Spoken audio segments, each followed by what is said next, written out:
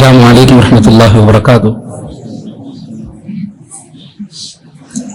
الحمد للہ رب العالمین والصلاة والسلام علی رسولہ الامین. اما بعد اعوذ باللہ من الشیطان الرجیم. بسم اللہ الرحمن الرحیم. عما يتساءلون عن النبأ العظیم الذی هم فیہ مختلفون کلا سیعلمون ثم کلا سیعلمون. محترم حضرات و خواتین، الحمدللہ آج کی تراویح میں ہم نے جو 1 ماہ قبل شروع کیا تھا ہم نے اس قرآن مجید کو، الحمدللہ آج کی تراویح میں ہم نے مکمل کیا قرآن مجید کی تلاوت کو. قرآن مجید کا تعلق، میں اس سورت کے اس پارے کے آخری جز کے تعلق سے باتیں شروع کرنے سے پہلے ایک ضروری بات یہ بتانا چاہوں گا کہ قرآن مجید کا تعلق رمضان سے بہت ہی زیادہ قریب ہے، لیکن اس کا مطلب یہ نہیں کہ رمضان جاتے ہی قرآن سے ہمارا تعلق ختم ہو جائے. تو ہماری کوشش یہ ہونی چاہیے کہ روزانہ ہماری قرآن مجید سے ہمارا تعلق ہو اور قرآن مجید کی ہم روزانہ تلاوت کریں، اور اس کے لیے کچھ نہ کچھ ایک وقت ہم نکالیں، ضرور نکالیں.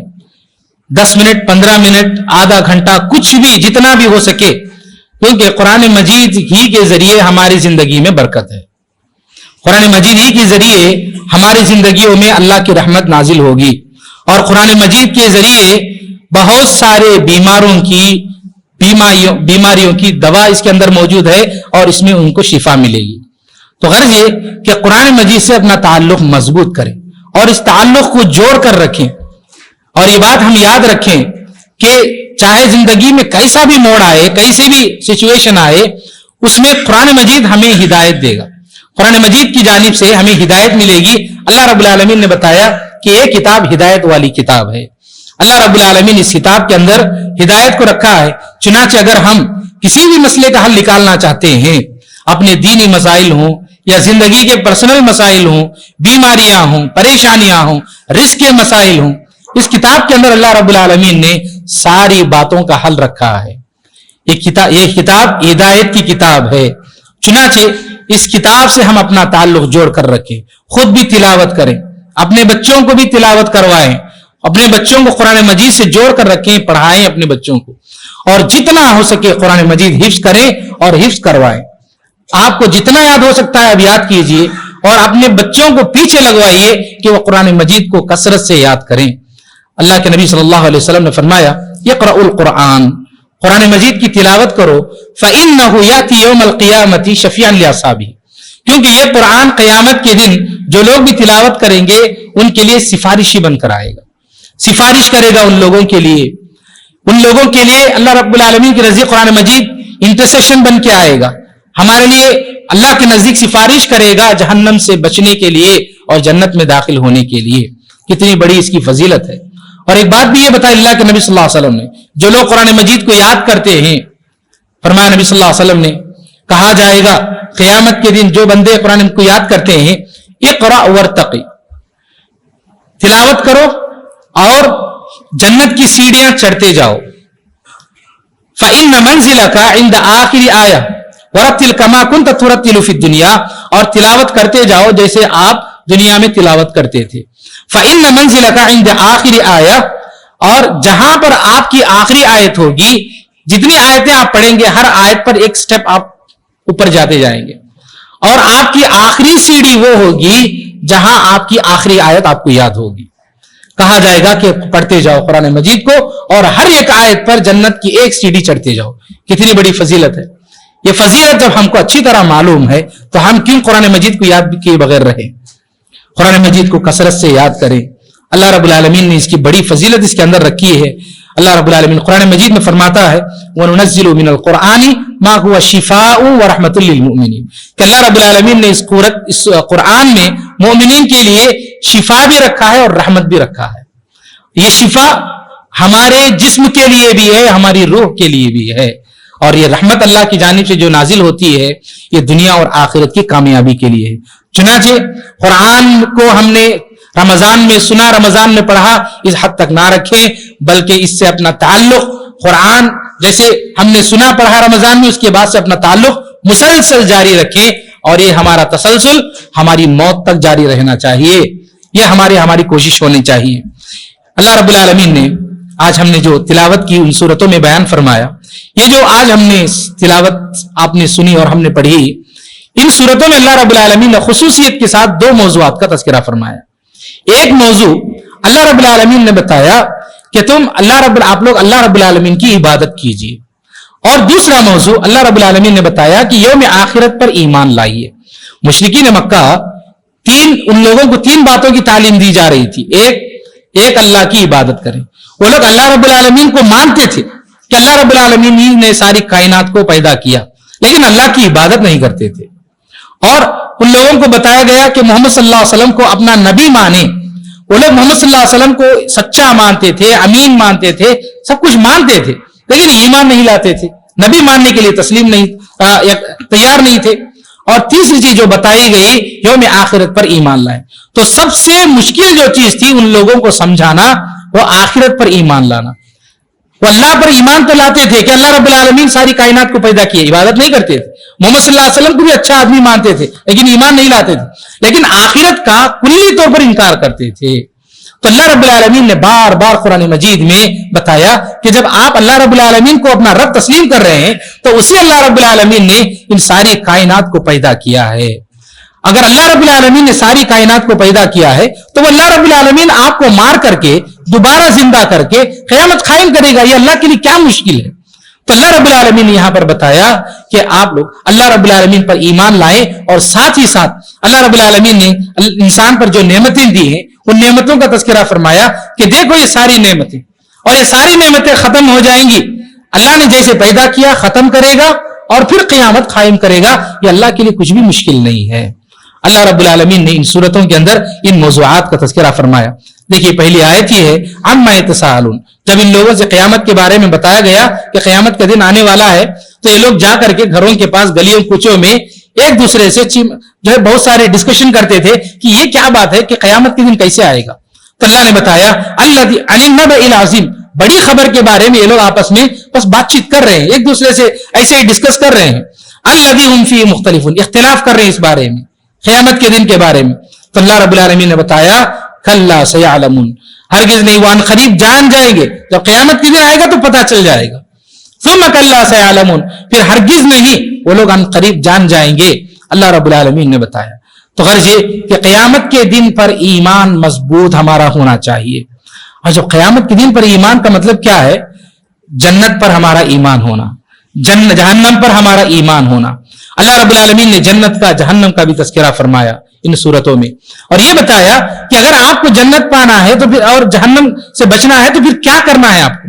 اگر آپ کو ایمان ہے یوم آخرت پر تو پھر آپ جنت کی طلب کیجئے، جہنم سے بچنے کی کوشش کیجئے۔ جب آپ جنت چاہتے ہیں، جہنم سے بچنا چاہتے ہیں تو کچھ اعمال ہیں جو آپ کو کرنے پڑیں گے۔ اللہ رب العالمین نے ان باتوں کا یہاں پر تذکرہ فرمایا۔ تو غرض یہ کہ ہمیں چاہیے کہ اس بات کا ہمیں خیال رکھنا چاہیے۔ اس کے بعد اللہ رب العالمین نے جیسا کہ بات آئی کہ کون آدمی جہنم کو جائے گا اور کون آدمی جنت کا مستحق ہے، اللہ نے اس کا تذکرہ فرمایا۔ اللہ رب العالمین نے فَأَمَّا مَنْ طَغَى، جو آدمی سرکشی کرتا ہے، رہا وہ آدمی جو اللہ کی اور اس کے نبی صلی اللہ علیہ وسلم کی مخالفت کرتا ہے، اس کو پرواہ ہی نہیں ہے اللہ کیا ہے، نبی صلی اللہ علیہ وسلم کیا ہے، قیامت کیا، پرواہ نہیں ہے۔ تو فرمایا وَآثَرَ الْحَيَاةَ الدُّنْيَا، اور یہ آدمی اگر صرف دنیاوی زندگی کو ترجیح دیتا ہے، صرف دنیاوی زندگی کے لیے دنیا میں جیتا ہے، تو ایسے آدمی کے لیے فرمایا فَإِنَّ الْجَحِيمَ هِيَ الْمَأْوَىٰ، تو ایسے آدمی کو جہنم ملے گی، اس کا ٹھکانہ جہنم ہوگا۔ تو بہت ہی مختصر الفاظ میں اللہ رب العالمین نے بتا دیا کہ کون جہنمی ہے۔ جہنمی وہ ہے جو اللہ اور اس کے نبی صلی اللہ علیہ وسلم کی مخالفت کرے گا اور صرف دنیا کے لیے جیے گا، آخرت کے لیے نہیں جیے گا، تو ایسے آدمی کا ٹھکانہ جہنم ہے۔ اور جنت کا مستحق کون ہے؟ فرمایا وَأَمَّا مَنْ خَافَ مَقَامَ رَبِّهِ، رہا وہ آدمی جو اپنے رب کے سامنے قیامت کے دن کھڑے ہونے سے ڈرتا ہے، دنیا میں ڈر کر کے زندگی گزارتا ہے، وَنَهَى النَّفْسَ عَنِ الْهَوَىٰ، اور اپنے نفس کو نفسانی خواہشات جو بھی ہیں، برے خیالات، ان سب سے بچا کر کے رکھتا ہے، روکتا ہے اپنے دل کو۔ فرمایا فَإِنَّ الْجَنَّةَ هِيَ الْمَأْوَىٰ، تو تو ایسے آدمی کے لیے جنت ٹھکانا ہے. بہت ہی سمپل انداز سے اللہ رب العالمین نے بتایا. کیا ہے؟ آپ قیامت کے دن اللہ کے سامنے کھڑے ہونا ہے, مجھے حساب و کتاب پیش کرنا ہے, یہ تصور اپنے ذہن میں لا لیجئے اور عمل کر لیجئے. پھر اس کے بعد دیکھ لیجئے کہ زندگی میں کتنی تبدیلی آئے گی. اور پھر فرمایا کہ نفسانی خواہشات دل میں جو آئیں گے اس کو روک کر کے دیکھیے, اللہ سے ڈریے اور نفسانی خواہشات سے روکیے, تو پھر اس کے بعد جنت آپ کی ہے. اللہ رب العالمین نے بہت ہی آسان انداز سے بتایا. یہ ہاں مشکل ہے عمل کرنا, اس میں کوئی شک نہیں. اس دنیا میں نفسانی خواہشات سے بچنا, برائیوں سے بچنا آسان کام نہیں, بہت ہی مشکل کام ہے. مشکل کام کے بعد ہی انسان کو کامیابی, بڑی کامیابی ملتی ہے. انسان زیادہ محنت کرتا ہے, زیادہ مشقت کرتا ہے, تبھی اس کو بڑی کامیابی ملتی ہے. بس بغیر محنت کے, بغیر مشقت کے بڑی کامیابی ملے نہ یہ دنیا میں ممکن ہے نہ آخرت میں ممکن ہے. تو غرض یہ کہ ہمیں اس کے لیے محنت کرنے کی ضرورت ہے. اللہ رب العالمین نے بتایا. اس کے بعد کی ایک سورہ عبس ہے. اللہ رب العالمین نے سورۃ میں بتایا عبس وتولی ان جاءہ الاعمى. اللہ کے نبی صلی اللہ علیہ وسلم ایک مرتبہ ایک مشرکین کے سرداروں میں سے ایک سردار کے ساتھ بیٹھے ہوئے تھے. بڑا آدمی تھا, وہ اپنی قوم کا, اپنے قبیلے کا بڑا آدمی تھا. تو اللہ کے نبی صلی اللہ علیہ وسلم اس کو سمجھا رہے تھے. اتنے میں ایک نابینا صحابی جو کہ اندھے صحابی تھے, عبداللہ ابن ام مکتوم رضی اللہ عنہ, وہ آئے اور انہوں نے نبی صلی اللہ علیہ وسلم سے کچھ سوالات کیے. تو نبی صلی اللہ علیہ وسلم نے ان کو نظر انداز کیا. مطلب یہ کہ آپ صلی اللہ علیہ وسلم ابھی فی الوقت ایک مشرک سے بات چیت کر رہے تھے, تو نبی صلی اللہ علیہ وسلم نے نظر انداز کر دیا. یعنی ہم گستاخی کے انداز سے تو نہیں کہتے ہیں نبی صلی اللہ علیہ وسلم کے بارے میں, نبی صلی اللہ علیہ وسلم نے دھیان نہیں دیا. تو اللہ رب العالمین کو یہ بات پسند نہیں آئی. تو اللہ رب العالمین نے بتایا کہ آپ کیوں اس آدمی کی بات کو نہیں سن رہے ہیں. وہ آدمی آپ سے سوالات کرنا چاہتا ہے, تزکیہ کرنا چاہتا ہے. ممکن ہے کہ وہ نصیحت حاصل کرے اور نصیحت اس کو فائدہ پہنچائے. رہی بات وہ مشرک جس کو آپ بار بار سمجھا رہے ہیں اور وہ ماننے کے لیے تیار ہی نہیں ہے, تو آپ کیوں اس کے پیچھے بار بار پڑے ہوئے ہیں؟ آپ وما علیک اللہ یزکا, کہ آپ کی ذمہ داری نہیں ہے کہ وہ تزکیہ کرے, آپ کا کام سمجھانا ہے. سمجھا رہے ہیں, نہیں سمجھ رہا ہے. ایک آدمی سمجھنے کے لیے آ کر سوال کر رہا ہے, آپ اس کو نہیں سمجھا رہے ہیں. تو اللہ رب العالمین نے یہاں پر نبی صلی اللہ علیہ وسلم کو بتایا کہ ایسا مت کیجیے. چنانچہ یہاں پر بات یہ معلوم ہوتی ہے کہ ہمارے پاس کوئی آدمی آتا ہے سوال کرنے کے لیے, سمجھنے کے لیے, ہمیں اسے اگنور نہیں کرنا چاہیے. چاہے وہ کوئی بھی آدمی ہو, ایک بات ہمیں سمجھانا ہے کسی کو, تو اس کو بلا کر کے وہ آتا ہے, سوال کرتا ہے, تو اس کو اہمیت دینا چاہیے, اس کو سمجھانا چاہیے. ایک بڑا آدمی آیا, اس سے اہمیت دے کر بات کر رہے ہیں. یا کوئی چھوٹا آدمی آیا دیکھنے کے اعتبار سے, یا غریب ہو, کچھ بھی ہو, تو اس کو نظر انداز کر کے ہاں چلو چلو چلے جا رہے ہیں. ایسا کام ہمیں نہیں کرنا ہے. یہاں پر اللہ رب العالمین نے ہمیں تعلیم دی کہ آپ ہر مسلمان کو, ہر انسان کو اہمیت دیجئے. جو بھی نصیحت حاصل کرنے کے لیے, اپنے آپ کو بدلنے کے لیے آ کر آپ سے کچھ سوالات کرتا ہے, تو آپ اس کی مدد کیجئے, آپ اس کا تعاون کیجئے. یہ اللہ رب العالمین نے یہاں پر بتایا. اس کے بعد اللہ رب العالمین نے سورہ مطففین میں بیان فرمایا ویل للمطففین, جو لوگ کاروبار کرتے ہیں, کاروباری آدمیوں کے لیے خصوصیت کے ساتھ یہ آیتیں ہیں. فرمایا اللہ رب العالمین نے ویل للمطففین, جو لوگ ناپ تول میں ڈنڈی مارتے ہیں, دھوکہ دیتے ہیں, ان لوگوں کے لیے بربادی ہے, ان لوگوں کے لیے ویل ہے. یہ اللہ رب العالمین نے بتایا. الذین اذا اکتالوا علی الناس یستوفون, جب وہ لوگوں سے کوئی چیز خریدتے ہیں, کوئی پروڈکٹ خریدتے ہیں, تو تول تول کر کے, ناپ ناپ کر کے خرید لیتے ہیں. وَإِذَا كَالُوهُمْ أَوْ وَزَنُوهُمْ يُخْسِرُونَ, جب وہ تول کر کے یا ناپ کر کے دوسروں کو بیچتے ہیں تو دھوکہ دیتے ہیں, گھٹا کر کے بیچتے ہیں. تو فرمایا الا يظن اولئک انهم مبعوثون, کیا انہیں یہ بھروسہ نہیں ہے یا امید نہیں ہے کہ انہیں ایک دن اٹھایا جائے گا؟ یعنی کہ مرنے کے بعد انہیں قیامت کے دن اٹھایا جائے گا. لیوم عظیم, ایک بڑے دن کے لیے. یوم یقوم الناس لرب العالمین, سارے لوگ اپنے رب کے سامنے, سارے جہانوں کے پروردگار کے سامنے کھڑے ہو جائیں گے. مطلب یہ ہے کہ اگر آپ کے دل میں قیامت کا ڈر ہے تو آپ تجارت میں نہیں دھوکہ دیں گے. یہ اللہ رب العالمین نے بتایا.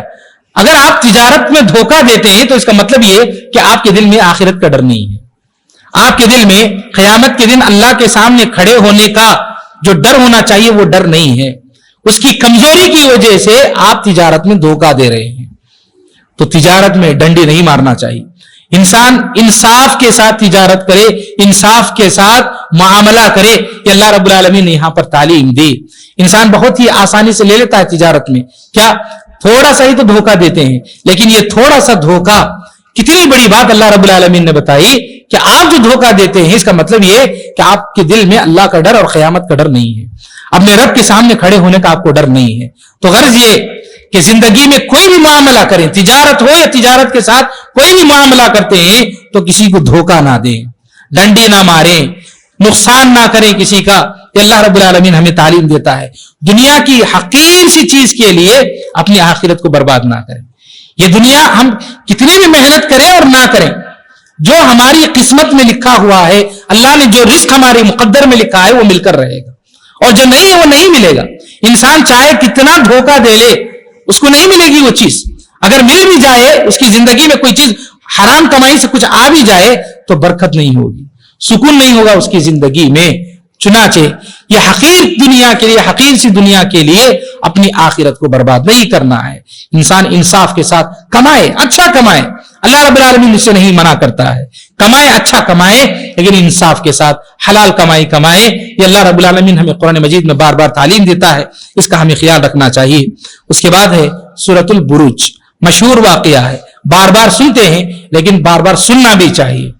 والسماء ذات البروج واليوم الموعود وشاهد ومشهود قتل اصحاب الاخدود۔ اللہ رب العالمین نے سورت کے اندر اصحاب الاخدود کا تذکرہ کر کے جو کفار اور مشرکین نے ان کو بتایا کہ اصحاب الاخدود یہ جو قصہ ہے اس میں ایک ظالم بادشاہ تھا، آپ لوگ اس ظالم بادشاہ کی طرح عمل کر رہے ہو، خبردار۔ اللہ رب العالمین نے خبردار کیا ہے اصحاب الاخدود کا تذکرہ کر کے۔ اور دوسرے اینگل سے اگر ہم دیکھیں تو اللہ رب العالمین نے اس واقعے کا تذکرہ کر کے سارے مسلمانوں سے کہا کہ آپ کیسے بھی حالات آ جائیں زندگی میں ایمان پر ثابت قدم رہے۔ واقعہ یہ ہے کہ ایک بادشاہ تھا، بادشاہ اس کا جو جادوگر تھا بہت بوڑھا ہو چکا تھا، تو جادوگر نے بادشاہ سے کہا کہ مجھے ایک بچہ چاہیے، میں بہت بوڑھا ہو چکا ہوں، میں اس کو اپنا جادو جو بھی فن ہے میں اس کو سکھاؤں گا۔ اور وہ بادشاہ جو تھا لوگوں سے کہتا تھا کہ میری عبادت کرے۔ جادوگر نے کہا کہ ٹھیک ہے میں ایک بچے کو تیار کرتا ہوں، چنانچہ ایک بچے کو لیا گیا۔ اس بچے کو وہ روزانہ جادو اور جو بھی غلط چیزیں تھی علم کی وہ سکھاتا تھا۔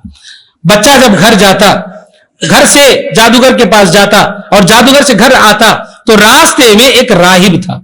راہب کا مطلب ہوتا ہے عیسیٰ علیہ السلام کے زمانے میں جو علماء ہوتے تھے، عیسیٰ علیہ السلام کی شریعت میں ان کو راہب کہا جاتا ہے۔ تو اس راہب کو اس راہب نے راستے میں اس سے کہا مل کر کے کہ آپ مجھ سے علم حاصل کیجئے۔ بچہ اس راہب کے پاس بھی جاتا اور علم حاصل کرتا، لیکن بچے کے لیے پریشانی یہ تھی کہ وہ جادوگر کے پاس کبھی لیٹ سے جاتا اور گھر کو کبھی لیٹ سے جاتا، پوچھیں گے تو ڈانٹیں گے۔ تو راہب نے بتایا کہ جب آپ جادوگر کے پاس جاؤ گے لیٹ ہوگا تو بتائیے کہ گھر والوں نے تاخیر سے بھیجا، اور جب گھر تاخیر سے جاؤ گے تو کہو کہ جادوگر نے تاخیر سے بھیجا۔ تو بچہ علم حاصل کرتا رہا۔ ایک دن بچہ جا رہا تھا، راستے میں ایک بہت بڑا حیوان تھا، وہاں پر ایک جانور، بڑا جانور جو راستے میں لوگوں کو روک کے رکھا ہوا تھا۔ تو بچے نے سوچا کہ یہی موقع ہے مجھے جانچنے کا کہ یہ جو راہب مجھے دین سکھا رہا ہے یہ علم صحیح ہے یا جادوگر مجھے علم سکھا رہا ہے یہ صحیح ہے۔ تو بچے نے ایک پتھر اٹھایا اور اس نے جو دین راہب نے سکھایا کہا اے اللہ میں جو اس راہب سے جو دین سیکھ رہا ہوں، جو علم سیکھ رہا ہوں، اگر یہ صحیح ہے تو اس جانور کو قتل کر دے۔ چنانچہ ہوا یہی کہ اللہ رب العالمین نے اس جانور کو قتل کر دیا، اس جانور کو ہٹایا گیا اور لوگ آنے جانے لگے۔ بچہ بڑا مشہور ہو گیا، لوگ بچے کے پاس آنے لگے۔ اللہ رب العالمین نے اس بچے کے ہاتھ میں شفا دی تھی، اللہ کے حکم سے ہو رہا تھا۔ وہ بچہ بڑی بڑی بیماریوں کا علاج کرتا تھا، اندھے کو بینا کر دیتا، کوڑ کی بیماری کا علاج کرتا، مختلف بیماریوں کا علاج کرتا، بڑا چرچا ہونے لگا۔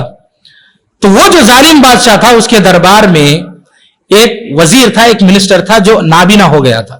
اس کو پتا چلا کہ وہ بچہ کچھ کر رہا ہے، تو منسٹر اس کے پاس آیا اور اس نے کہا کہ میں نابینا ہو گیا ہوں، میرے آنکھ کا علاج کیجئے۔ تو بچے نے کہا کہ علاج میں نہیں کرتا ہوں، شفا دینے والا اللہ رب العالمین ہے، جس رب کی میں عبادت کرتا ہوں۔ تو شفا مل گئی، آنکھ آ گئی۔ تو وہ جو منسٹر تھا، وہ جو وزیر تھا، اس نے بھی ایمان قبول کیا۔ جب وہ دربار میں گیا تو بادشاہ نے پوچھا کہ تمہاری تو آنکھیں آ گئی، یہ کیسے ہوا؟ تو اس نے کہا کہ میرے رب نے، میرے اللہ نے مجھے دیا ہے۔ بادشاہ نے کہا کہ تیرا کوئی اور رب بھی ہے کیا؟ تو میرے علاوہ بھی کسی اور کی عبادت کرتا ہے؟ تو اس نے کہا کہ ہاں میں اللہ رب العالمین کی عبادت کرتا ہوں۔ تو اس بادشاہ کو پیٹا, اس وزیر کو, منسٹر کو پیٹا گیا, مارا گیا کہ بتاؤ کون ہے وہ جو آپ کو سکھایا. تو اس نے بچے کا نام لیا, اس بچے کو لایا گیا, اس بچے کو بھی ڈرایا دھمکایا گیا, مارا پیٹا گیا, کہا گیا کہ تم اپنا دین بدل لو. بچے نے کہا کہ میں دین نہیں بدلوں گا. آخر اس کی زبان سے بھی اگلوایا گیا کہ کس نے اس بچے کو علم سکھایا. اس راہب کو لایا گیا, اس راہب سے کہا گیا اپنا دین بدلو. اس راہب نے کہا میں اپنا دین نہیں بدلوں گا. اس راہب سے کہا گیا کہ تمہارا قتل ہوگا, وہ ماننے کے لیے تیار نہیں ہوا. آخر ایک آرا لا کر اس کے سر پر 20 سر میں رکھ کر کے اس کو کاٹ کر کے 2 ٹکڑے کر دیا گیا. اس کے بعد بادشاہ نے حکم دیا کہ اس بچے کو لے جاؤ اور ایک پہاڑ پر لے جا کر اس پہاڑ پر جا کر سوال کرو کہ دین بدلے گا یا نہیں بدلے گا. اگر نہیں بدلے گا تو پہاڑ پر سے پھینک دینا. بچے کو لے کر پہاڑ پر گئے اور لوگوں نے پھینکنا چاہا اور پوچھا دین بدلو گے یا نہیں. بچے نے کہا کہ نہیں بدلوں گا. اور بچے نے دعا کی کہ اے اللہ تو میری مدد فرما. پہاڑ ہل گیا, سارے لوگ پہاڑ سے نیچے گر گئے, بچہ بچ گیا اور بچہ پھر واپس آ گیا. سارے لوگ دیکھ کر کے حیران ہو گئے. بادشاہ نے پوچھا کیسے ہو گیا, تو کہا کہ میرے رب نے مجھے بچایا. پھر اس نے قوم کے لوگوں سے کہا کہ لے جاؤ سمندر میں, بوٹ میں لے جا کر کے اس کو سمندر میں ڈبا دو. لے گئے لوگ, پوچھا دین بدلو گے, بچہ نے کہا کہ میں نہیں بدلوں گا. پھر دعا کیا اے اللہ تو میری مدد فرما. بوٹ الٹ گئی, سارے لوگ پانی میں ڈوب گئے, بچہ بچ گیا, واپس آ گیا. اب بچے نے کہا کہ اگر تم مجھے مارنا ہی چاہتے ہو تو میں بتاؤں گا کہ کیسے مارنا ہے.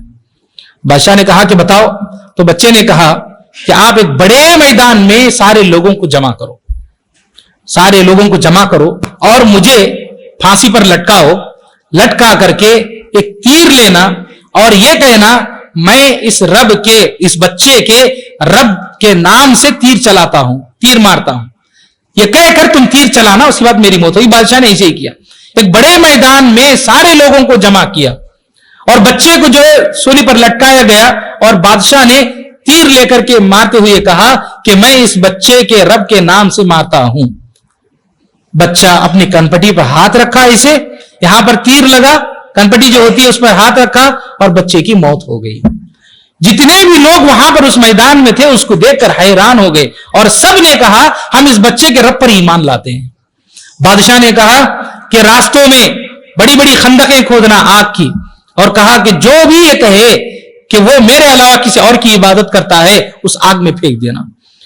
تو اس کے لوگ آئے اور لوگوں سے پوچھنے لگے. لوگوں نے کہا ہم اسی اللہ کی عبادت کریں گے, اسی اللہ پر ایمان لائیں گے. لوگوں کو آگ میں ڈالتے جا رہے ہیں, ڈالتے جا رہے ہیں. کوئی بھی آدمی وہاں پر ماننے کے لیے تیار نہیں کہ وہ اللہ کے علاوہ اس بادشاہ کی عبادت کرے گا. آخر میں ایک عورت اپنے ایک دودھ پیتے بچے کو لے کر کھڑی ہوئی تھی. تو وہ عورت سوچ رہی تھی کہ میں کیا کروں, آگ میں کودوں یا نہ کودوں, کیونکہ میرے پاس چھوٹا سا بچہ ہے. تو اللہ رب العالمین نے بچے کو زبان دی کہ اے ماں تو حق پر ہے, تجھے ڈرنے کی ضرورت نہیں ہے. اس بچے نے کہا. تو اس واقعے کا اللہ کے نبی صلی اللہ علیہ وسلم نے تذکرہ فرمایا حدیث میں. یہ اصحاب الاخدود کا واقعہ ہے. اس میں ہمارے لیے بہت ساری عبرتیں ہیں. عبرتیں, ایک سب سے اہم عبرت یہ ہے کہ زندگی میں کیسی بھی مصیبت آئے, کیسی بھی پریشانی آئے, دین سے ہمیں نہیں ہٹنا ہے.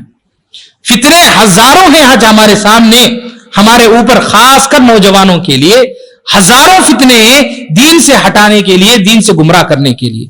ہمیں مضبوطی سے اپنے دین پر ثابت قدم رہنا ہے, چاہے حالات کیسے بھی آ جائیں. ہم کو کاٹا جائے, ہم کو مارا جائے, کچھ بھی کیا جائے, انسان تو ویسے بھی مرے گا, کچھ بھی ہوگا اس زندگی میں, لیکن دین پر ثابت قدم رہنا ہے. یہ اس واقعے سے ہمیں معلوم ہوتا ہے. اور دوسری بات یہ ہے کہ اپنے بچوں کو تعلیم دیں, چھوٹے بچوں کو بچپن سے ہی دین کی تعلیم دیں. بار بار ہم یہ بات کہتے ہیں دروس میں کہ بچوں کو توحید کے جو پیغامات ہیں, توحید کا پیغام سکھائیے, سیرت نبی محمد صلی اللہ علیہ وسلم کے بارے میں سکھائیے, جو دین کے احکامات ہیں اس کو پڑھائیے, حلال اور حرام کی تمیز بتائیے بچوں کو. حلال اور حرام کی تمیز نہیں معلوم ہے نوجوانوں کو, اللہ کی عبادت کرنا معلوم, ہمارے نبی محمد صلی اللہ علیہ وسلم کا نام معلوم, لیکن کیا حلال ہے کیا حرام ہے اس کے علم میں بہت سی کوتاہی ہے. اس کی تعلیم دینا بہت ضروری ہے, ورنہ آنے والے جنریشنز میں بچوں کا کیا ہوگا کوئی بات نہیں, کوئی اندازہ نہیں ہے. کیونکہ حالات ایسے بگڑتے ہوئے کتنے نوجوانوں کا آج ہم دیکھتے ہیں مسلم محلے میں رہ کر نشوں میں ڈوبے ہوئے ہیں, نشے میں ڈوبے ہوئے ہیں. ماں باپ اچھے ہیں, نمازی ہیں, بہت اچھے نیک ہیں, لیکن اولاد اتنی بگڑی ہوئی ہے کہ ماں باپ کے کنٹرول سے باہر ہے. ایسا نہیں کہ بہت ہی بڑی عمر کے بچے ہیں, بالکل اسکول کے بچے, ہم روزانہ دیکھتے ہیں, تڑپتے ہیں, سمجھاتے ہیں, لیکن بچے سمجھنے کی حالت میں نہیں, کیونکہ وہ لمٹ کراس کر چکے ہیں.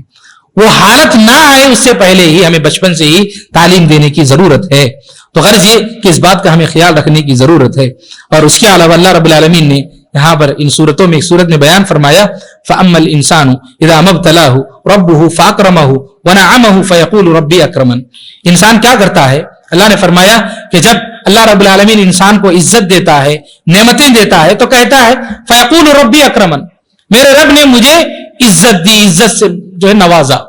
وَأَمَّا إِذَا مَا ابْتَلَاهُ, جیسے ہی اللہ رب العالمین اس کو کسی آزمائش میں ڈالتا ہے تو کہتے ہیں فَقَدَرَ عَلَيْهِ رِزْقَهُ, اور رزق میں تنگی پیدا کرتا ہے اللہ رب العالمین آزمانے کے لیے, کہتا ہے فَيَقُولُ رَبِّي أَهَانَنِ, میرے رب نے مجھے رسوا کیا ہے.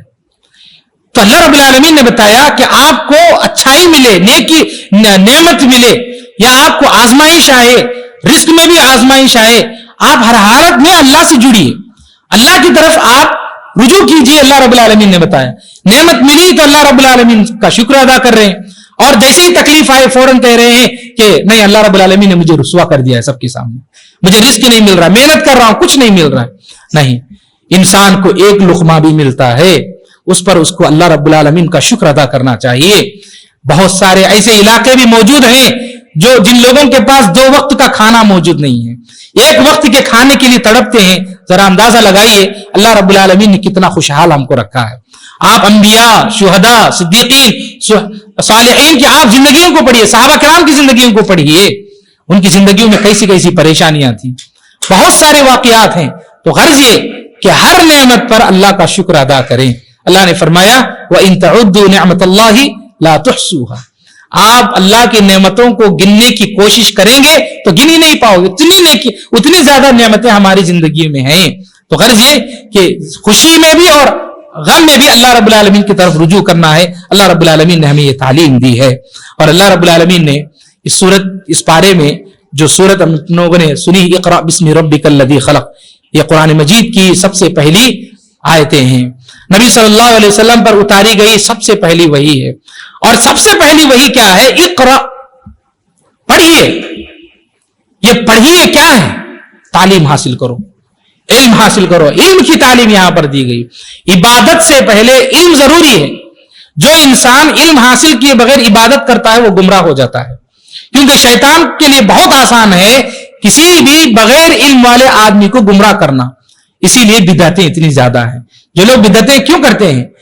وجہ یہ ہے کہ ان کے پاس علم نہیں ہے. اگر علم ہوتا تو وہ بدعت نہیں کرتے, غلط کام نہیں کرتے. تو غرض یہ کہ علم حاصل کرنا ضروری. اس موقع پر میں یہ بات بتانا چاہوں گا کہ سب سے زیادہ ہمیں دھیان دینے کی ضرورت ہے عورتوں میں. عورتوں میں علم کی بہت زیادہ کمی ہے. اس کی کئی وجوہات ہو سکتی ہیں. وجوہات میں سے ایک وجہ اگر میں بتاؤں تو مسجد سے ان کا آنا جانا کم ہوتا ہے, مساجد سے ان کا تعلق کم ہوتا ہے, اور گھروں میں پڑھنا لکھنا ان کا کم ہوتا ہے. مرد حضرات پھر بھی کہیں نہ کہیں چلے جاتے ہیں, علم حاصل کر لیتے ہیں, لیکن عورتوں کے لیے بہت سارے مسائل ہیں. ان مسائل کا حل ہمیں نکالنے کی ضرورت ہے. عورتوں کو تعلیم دینا اس وقت کی سب سے بڑی ضرورت ہے. عورتوں کے لیے تعلیم کا انتظام کرنا. دنیاوی تعلیم تو عورتوں کو مل رہی ہے, لیکن یہ دنیاوی تعلیم ہماری قوم کی عورتوں, ہماری قوم کی بچیوں کو برباد کر رہی ہیں. آپ جا کر کسی بھی کالج کو دیکھ لیجئے, کالجز میں مسلمان بچیوں کی کیا صورتحال ہے. کتنی نوجوان بچیاں ہمارے شہر میں غیر مسلم لوگوں سے شادی کیے ہوئے ہیں. اس کا اگر آپ اندازہ لگائیں گے تو ہر محلے میں ہے, ہر محلے میں ہے. اور جب شادی کے بعد ان سے کہا جائے کہ آپ نے یہ کیا کام کر دیا ہے, واپس آ جائیے, تو کہتے ہیں کہ اب تو شادی ہو گئی, کچھ نہیں کر سکتے. تو یہ تعلیم اگر ہم پہلے سے دیے ہوتے انہیں تو یہ نوبت نہیں آتی. یہ ماں باپ کی ذمہ داری ہے کہ اپنی بچیوں کو اسلام کی تعلیم ضرور دیں.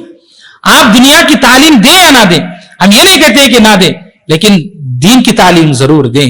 ورنہ وقت ایسا نہ آئے کہ آپ کے ہاتھ سے آپ کی بچی نکل گئی, گھر کی بچی نکل گئی, تو پھر دوبارہ آپ کی عزت یا پھر اس لڑکی کے لیے جو دین اور ایمان جو اس کی زندگی میں ہونا چاہیے وہ موقع واپس نہیں آئے گا. اللہ رب العالمین حفاظت کرے. صورتحال بہت زیادہ خراب ہے. تو چنانچہ بچیوں کو, ہماری عورتوں کو دین کی تعلیم, آپ مسجد کو آتے ہیں, جمعہ کا خطبہ سنتے ہیں, کوئی بھی درس سنتے ہیں, گھر جا کر ضرور اس کا کچھ نہ کچھ ایک مختصر خلاصہ آپ پیش کر دیجئے. آج جمعہ کے خطبے میں آپ نے کیا سنا, درس میں آپ نے کیا سنا, کوئی کتاب آپ پڑھی ہے, کوئی بھی چیز آپ نے پڑھی ہے, مختصر خلاصہ, بچے سن رہے ہیں, کچھ کام کر رہے ہیں, کچھ بھی ہو آپ سنا دیجئے. لیکن گھر میں بات چیت اس کے دین کے تعلق سے ہوتے رہنا چاہیے. ہمارے گھرانوں میں نہیں ہوتا ہے, بہت کم ایسا ہوتا ہے. چنانچہ عورتوں کو کثرت سے ہمیں تعلیم دینے کی ضرورت ہے, اس کا خیال رکھنا چاہیے. اور اس کے بعد اللہ رب العالمین نے لیلۃ القدر کا بھی تذکرہ فرمایا اس جز میں, سورۃ القدر. اللہ نے فرمایا لیلۃ القدر خیر من الف شہر, یہ رات لیلۃ القدر 1000 مہینوں کی عبادت سے بہتر ہے. ہم سب جانتے تو ہیں لیکن اس پر عمل کرنے سے پیچھے ہیں. یہ آخری رات ہے, ہو سکتا ہے, اس بات کا امکان ہے, امید ہے کہ یہ رات لیلۃ القدر ہو. ہمیں ضائع نہیں کرنا چاہیے. بہت سارے احباب سو بھی گئے ہوں گے, 27 منا لیے اور سو گئے ہوں گے اور آخری رات کو اہمیت نہیں دیتے. 27 کے بعد رمضان ختم نہیں ہوتا ہے, 27 کے بعد لیلۃ القدر ختم نہیں ہوتی ہے. اگر آج قرآن ختم ہوا تو یہ مت سمجھیے کہ کل کی تراویح نہیں پڑھنا ہے. اگر تراویح ہوگی تو آج تک کی تراویح جتنی اہم ہے کل کی تراویح بھی اتنی اہم ہے. بہت سارے لوگ قرآن ختم ہو گیا تو کل کی تراویح میں غائب ہو جاتے ہیں. ایسا نہیں ہونا چاہیے, بلکہ آج کا قیام اس کی جتنی فضیلت ہے کل کے قیام کی بھی اتنی ہی فضیلت ہے. جب تک ہمیں چاند نہیں دکھتا ہے شوال کا تب تک رمضان کا وقت باقی ہے. یہ ہمارے ذہن و دماغ میں ہونا چاہیے, اس سلسلے میں ہمیں خیال کرنا چاہیے. اللہ رب العالمین نے 23 سال کے بعد, نبوت کے 23 سال کے بعد اللہ رب العالمین سے بیان فرمایا فسبح بحمد ربک واستغفر اذا جاء نصر اللہ والفتح, کہ جب اللہ رب العالمین کی مدد اور فتح نصیب ہو, وَرَأَيْتَ النَّاسَ يَدْخُلُونَ فِي دِينِ اللَّهِ أَفْوَاجًا, اور آپ لوگوں کو دیکھیں گے کہ وہ فوج در فوج اللہ کے دین میں داخل ہو رہے ہیں.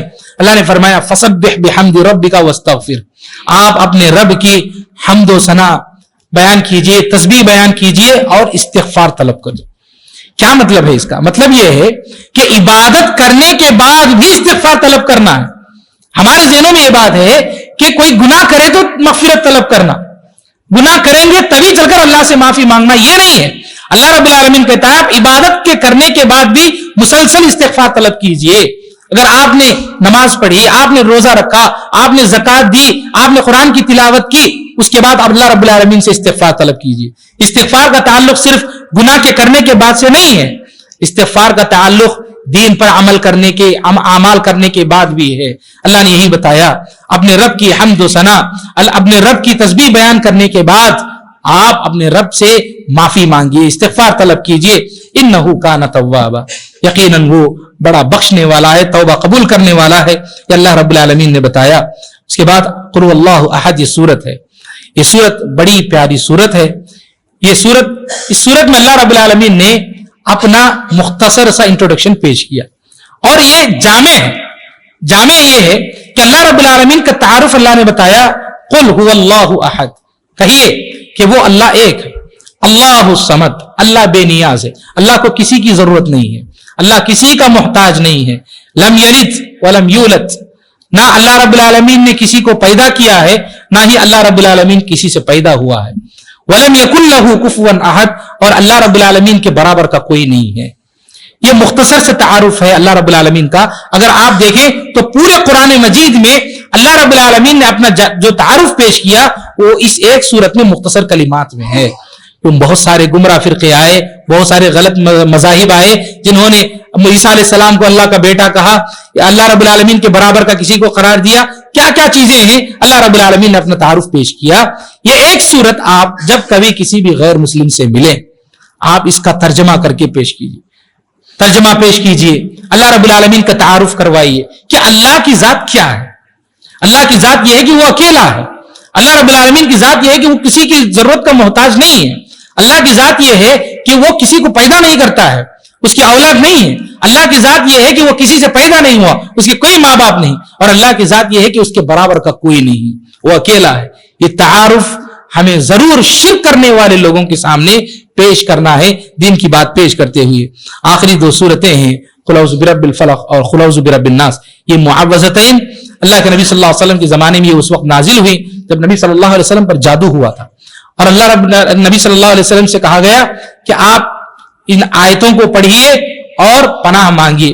اللہ کے نبی صلی اللہ علیہ وسلم ان دونوں سورتوں کا بلکہ سورۃ الاخلاص، ان تینوں صورتوں کو ہر فرض نماز کے بعد اور صبح شام ہر موقع پر اللہ کے نبی صلی اللہ علیہ وسلم اس کو پڑھتے تھے۔ اس میں شیطان کے شر سے، انسانوں کے شر سے، جنات کے شر سے، جادو کے شر سے، یہ سارے جو بھی شر ہیں اس سے محفوظ آدمی رہے گا، ایک پناہ ملے گی۔ تو غرض یہ کہ اللہ رب العالمین نے اس قرآن میں ہمارے لیے ہدایت رکھا ہے، اللہ رب العالمین نے شفا رکھا ہے، اللہ نے اس کتاب میں ہمارے لیے رحمت رکھا ہے۔ اس کتاب کے ذریعے اگر ہم صحیح معنوں میں اس کا فائدہ اٹھانا چاہیں گے تو اس دنیا میں بھی کامیاب اور آخرت میں بھی کامیاب۔ اگر ہم ایسے ہی نظر انداز کر دیں گے، گھر میں اٹھا کر رکھے، مہینوں بعد اٹھائے، دھول جھٹک لیے اور پھر رکھ لیے، تو پھر ایسی اس کتاب کا کوئی فائدہ نہیں ہوگا ہماری زندگی میں۔ اس کو پڑھنا ہے، اس کو سمجھنا ہے اور دوسروں کو پڑھانا بھی ہے۔ اللہ کے نبی صلی اللہ علیہ وسلم نے فرمایا خیرکم من تعلم القرآن وعلمہ، تم میں سے بہترین آدمی وہ ہے جو قرآن کو سیکھتا ہے اور دوسروں کو سکھاتا ہے۔ تو خود بھی پڑھیے، سمجھیے، اس کو صرف تلاوت نہیں، ترجمہ بھی پڑھنے کی کوشش کیجیے، سمجھنے کی کوشش کیجیے، تبھی تاثیر ہوتی ہے ہماری تلاوت میں بھی، ہماری نمازوں میں بھی۔ اس کا خیال رکھنا چاہیے۔ تو غرض یہ کہ یہ قرآن مجید اس سے اپنا تعلق ہم ہمیشہ سے جوڑ کر رکھیں، رمضان کے بعد بھی ایسے ہی اس سے اپنا تعلق جوڑ کر رکھیں جیسے ہم محبت کرتے تھے رمضان میں قرآن مجید سے۔ رب العالمین سے دعا ہے کہ اللہ تعالی ہم سب کو اس قرآن سے اپنا تعلق مضبوط کرنے کی توفیق نصیب فرمائے۔ رب العالمین ہمیں قرآن مجید کی کثرت سے تلاوت کرنے، اسے سمجھنے اور اس پر عمل کرنے کی توفیق نصیب فرمائے۔ رب العالمین قیامت کے دن اس قرآن کو ہمارے لیے سفارش کا ذریعہ بنائے۔ رب العالمین ہماری کامیابی اور نجات کا ذریعہ بنائے۔ رب العالمین ہم سب کی مغفرت فرما۔ رب العالمین ہم جو بھی اعمال کر رہے ہیں اللہ ہمارے اعمال کو قبول فرما، اللہ ہماری تراویح کو قبول فرما، اللہ ہماری تلاوت کو قبول فرما۔ رب العالمین ہم جو بھی دنیا میں جتنے بھی اعمال کریں نیک اعمال، اللہ اخلاص سے ہمیں کرنے کی توفیق نصیب فرما۔ ہر قسم کے شر، برائی اور ریاکاری سے بچتے ہوئے ہمیں اعمال کرنے کی توفیق نصیب فرما۔ رب العالمین جب تک زندگی دے کتاب و سنت کے مطابق ہمیں زندگی گزارنے کی توفیق نصیب فرما، اور جب موت آئے خاتمہ بالخیر نصیب فرما۔ آمین واخر دعوانا الحمدللہ رب العالمین۔ ربنا تقبل منا انک انت السمیع العلیم وتب علینا انک انت التواب الرحیم برحمتک یا ارحم الراحمین والحمدللہ رب العالمین۔